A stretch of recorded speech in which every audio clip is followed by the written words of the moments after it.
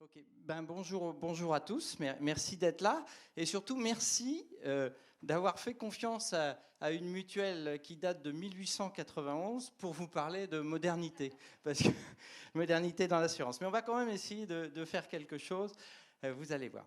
Et donc, moi je suis donc effectivement directeur général de cette mutuelle depuis février 2017. Et après avoir fait un parcours dans l'assurance où j'ai pu commencer par une mutuelle, une petite mutuelle qui était Mutuelles Unies. J'ai eu la chance, c'est devenu le groupe AXA. Donc j'ai pu évoluer dans le groupe AXA, puis après Banque Assurance, puis après la CNP, donc, et puis Malakoff Médéric, une institution de prévoyance. Et là maintenant, je suis revenu dans une mutuelle. Voilà. Donc la boucle est un peu bouclée, mais tout ce parcours-là m'a permis effectivement peut-être de récolter un certain nombre d'idées sur ce qui se faisait de bien sur le marché.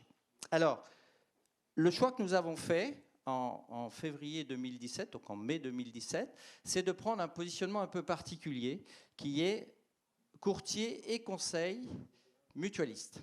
Alors, vous allez me dire courtier et conseil, ça existe, mais courtier et conseil mutualiste, pas vraiment. Enfin, moi, j'en connais pas beaucoup. Et donc, on a pris ce positionnement-là. Et pour arriver à ce positionnement, il nous a fallu faire une recette et un savant mélange d'un certain nombre d'expertises sur le marché. Alors, la première chose qu'on a faite, bien sûr, on est parti de notre mutuelle, qui est une mutuelle qui est solide financièrement. Elle fait de l'épargne retraite. Elle a à peu près 9 milliards d'actifs, 900 millions de fonds propres. Le problème, c'est qu'elle est monobranche, comme beaucoup de mutuelles, et qu'elle est dans un environnement, l'assurance vie, vous savez, qui est assez chahuté. Notamment avec les taux négatifs et solvabilité 2. Donc on a effectivement eu besoin de compléter l'offre et de se diversifier. Alors, ça a été possible parce qu'effectivement, on a eu un conseil d'administration qui a été compréhensif et qui était plutôt tourné vers l'avenir et vers le changement. Et donc, d'une population qui était au départ essentiellement militaire, on est petit à petit sorti de cette sphère du monde militaire pour aller plus loin. Mais plus loin, s'il n'y avait eu que l'assurance vie, on aurait eu du mal un peu à le faire. Donc notre idée a été de chercher une société qui pouvait être complémentaire à la mutuelle. Et on a donc trouvé une société qui s'appelle Média Courtage, qui est une société qui est basée à Brest, qui a été créée en 2010 et qui donc, comme un courtier, bien sûr, propose différentes offres à l'ensemble donc des clients qu'elle a, et notamment, pour vous donner quelques exemples, sur l'auto, il y a 3 types de produits. Il y a de l'auto connecté, donc on installe un boîtier chez les jeunes conducteurs et à la fin du mois, selon son niveau de conduite, eh bien, il peut avoir une réduction sur le mois d'après. Il y a bien sûr de l'auto standard et puis il y a également de l'auto pour les gens un peu plus malchanceux, les malucés. Donc, c'est ça sur un peu l'ensemble de la gamme, auto, habitation, santé, prévoyance. Les autres atouts de cette société, c'est qu'elle est jeune, elle a créé son propre système d'information, moyenne d'âge à peu près 30 ans, et ils ont créé leur propre CRM, ce qui fait qu'ils sont assez performants dans ce qu'ils font. Et notamment, il y a une plateforme de maintenant une 60aine de téléconseillers qui qui sont basés en France, à Brest, j'insiste, ce n'est pas toujours le cas dans les sociétés de courtage, et qui ont donc une qualité de conseil vraiment exceptionnelle. C'est-à-dire qu'ils vont même jusqu'à dire si le produit que détient le client est meilleur, ben gardez-le, nous n'avons pas pour l'instant d'offre meilleure que cela. Donc, l'intéressant dans cette plateforme, c'était effectivement ce qu'elle nous apportait, puisque la mutuelle était, elle, basée sur un réseau d'agences, une 60aine, avec des conseillers itinérants, principalement spécialisés en assurance vie, en épargne, alors que cette société de courtage nous apportait effectivement des conseillers, donc le reste du multicanal, et également une présence sur Internet, puisque cette société est derrière les comparateurs. Et aujourd'hui, elle détient à peu près 90 000 contrats et elle fait 34 000 contrats affaires nouvelles par an, avec bien sûr des résiliations, ce qui fait un apport net de l'ordre de 10 000 contrats par an. Donc vous voyez, deuxième complément, donc effectivement, à cette mutuelle, c'est la société donc, de courtage. Mais ça ne suffisait pas. Et on a donc cherché un certain nombre d'innovations sur le marché, des innovations sur les produits et services. Alors, on a une clientèle, je vous l'ai dit, qui est un peu âgée, 75 ans de moyenne d'âge, donc il va falloir la rajeunir, mais il faut aussi bien la traiter. Et donc, on a pensé à des services qui tournaient autour de la succession, du décès, parce que ça nous permettait en même temps d'atteindre les familles de ces adhérents d'aujourd'hui. Et donc, on s'est tourné vers la société Testamento, qui est donc une start-up. Fischer Delporte est dans la salle, ici. Et cette société-là, donc, qui est une start-up, eh bien, à la fois, on a investi dans cette société-là, mais également, on l'a fait parce que le projet était intéressant, parce qu'on croit en Virgile, et parce que, pour nous, opérationnellement, c'est très important d'avoir ces outils-là. Et donc, c'est des outils qui sont à la fois performants pour nos commerciaux, parce qu'ils peuvent calculer des droits de succession à partir de cet outil-là. Et puis, on va mettre très prochainement à disposition l'espace de Testamento gratuit pour l'ensemble de nos adhérents, au moins sur la première année. Voilà. Donc ça va démarrer. Donc merci à Testamento de nous aider. Mais là, c'était donc une innovation et un complément sur la partie produits et services. Mais pour nous aider à aller plus loin, il nous fallait aussi des innovations d'un point de vue technologique. Et donc, nous avons cherché, effectivement, on était un petit peu en retard sur le digital, on l'est toujours un peu, mais on voulait à la fois rattraper ce retard sur le digital et passer au vocal.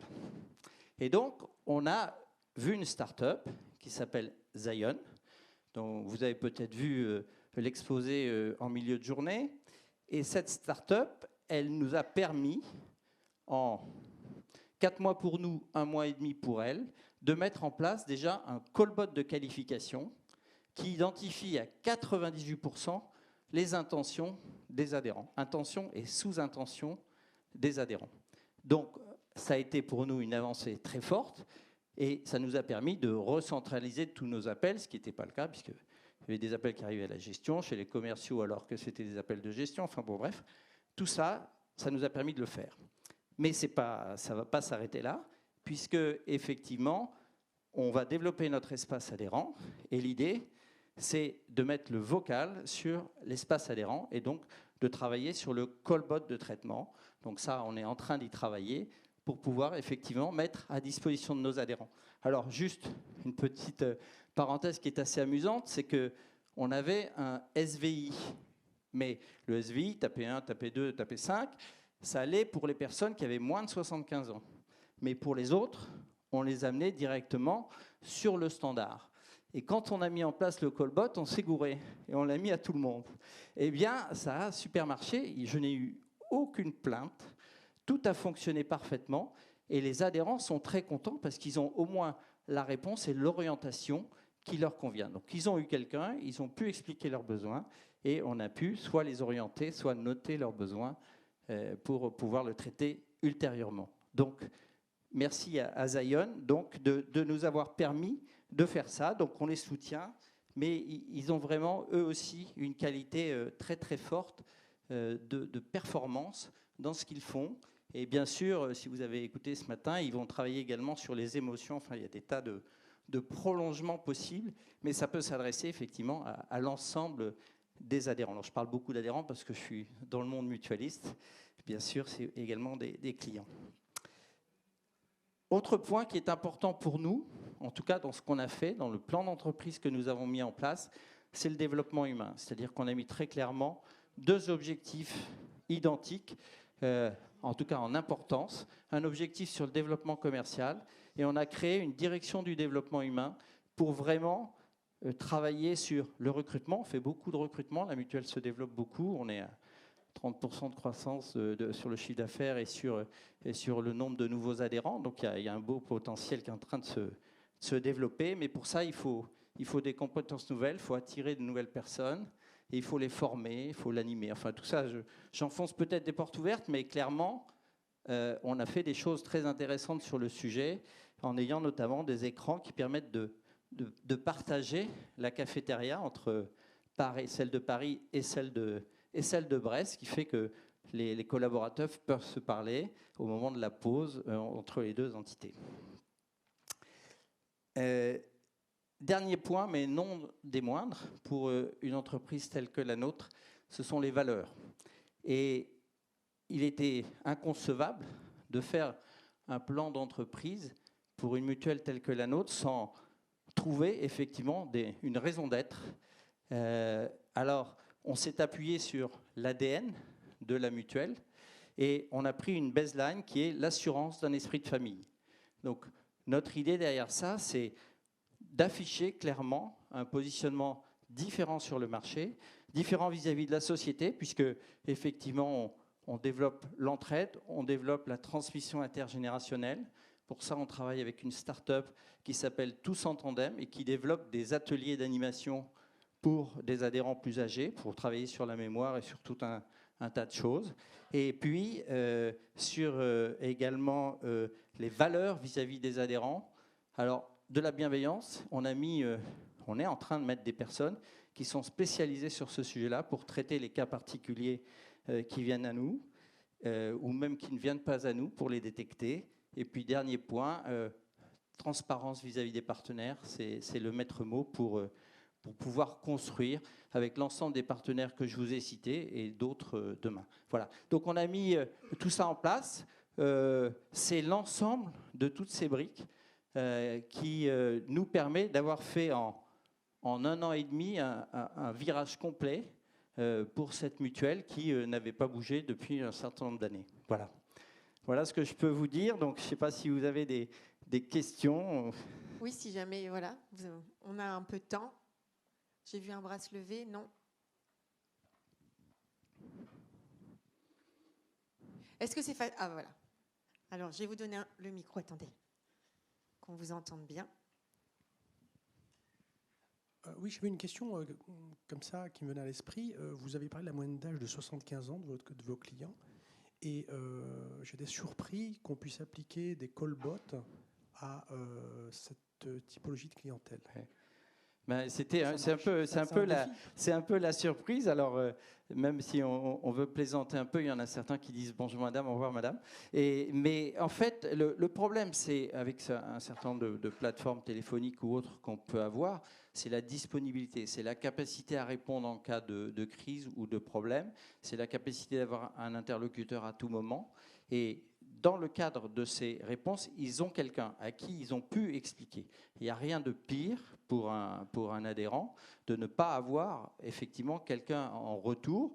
Moi, de temps en temps, quand j'ai des problèmes sur Canal+, je suis obligé de dire que je résilie pour que effectivement je puisse avoir quelqu'un au téléphone. Si je ne dis pas que je résilie, il faut que j'aille chercher partout, mais je ne peux pas trouver de réponse à mon service. Je ne peux même pas expliquer mon besoin. Donc, en tout cas, ce que je peux vous dire, c'est que ce callbot fonctionne sans aucun inconvénient, en tout cas de la part des adhérents. Voilà. Mais il faut tester l'outil. Faut tester l'outil. Une autre question? Alors moi, j'en ai une qui m'est venue en vous écoutant. Vous avez dit que vous avez amorcé le virage en 1 an et demi, c'est ça? Sur 1 an et demi. Est-ce que ça a été facile de faire changer le comportement, les mentalités? Comment vous avez fait? Ça m'intrigue. Alors, en fait, je crois que la rapidité est un atout. En fait, en 3 mois, on a fait le plan d'entreprise. En 3 mois, on a acheté Média Courtage. En 3 mois, on a élargi le COMEX et changé l'identité visuelle. Et en 3 mois, on a déménagé et lancé la nouvelle gamme. Donc, en quasiment. Et ça, je pense que il faut dire que j'ai eu la chance d'avoir l'adhésion à 100% du conseil et à 100% des collaborateurs. Donc ça effectivement, c'est un atout colossal. Mais ça ne veut pas dire que c'est simple tous les jours. Très clairement, on a, entre Paris et Brest, on a 2 cultures différentes. À Brest, c'est donc une moyenne d'âge de 30 ans et qui ont plutôt l'habitude de travailler sur des modes agiles. Alors, les modes agiles, c'est bien, il faut quand même les sécuriser de temps en temps. Hein. C'est agile pendant un moment, mais après, ça peut être un peu scabreux. Et alors que du côté de Paris, on a plutôt tendance à faire des projets sur le long terme, prendre son temps, avoir tous les cas de figure possibles. Et puis parfois, le projet peut prendre très longtemps, quoi. Donc, en fait, ça a été beaucoup aussi d'injection de personnes différentes. Le COMEX, par exemple, qui est à 50% féminin, profite pour le dire, Ah bah, est aujourd'hui composé de personnes qui étaient de la mutuelle, des personnes qui venaient de Média-Courtage et des personnes qui venaient du marché extérieur. Et c'est cet entraînement, voilà, en respectant toutes les origines, qui permet effectivement d'avancer. Mais je ne vous dis pas que c'est facile tous les jours. Hein. Ah, mais ça, on ne dit pas. Mais en tout cas, bravo déjà pour ce virage amorcé qui fonctionne. Allez, voilà. Parce que ça vraiment, ça m'intéresse. On a entendu vraiment de très belles choses, notamment lors de la conférence sur l'enchantement client. Je suis toujours en question sur comment ça se passe sur le terrain. Ouais. On a de beaux projets, c'est optimiste, on a envie. Après, voilà, sur le terrain, comment on fait pour fédérer? Donc, on a entendu. Et bravo pour le 50% féminin. En 3 mots, les mots qui font avancer pour vous, qui ont permis cette belle évolution, en 3 mots? Alors, ambition, travail d'équipe et puis bienveillance. Super. Voilà. Merci beaucoup, Monsieur Trébuchet.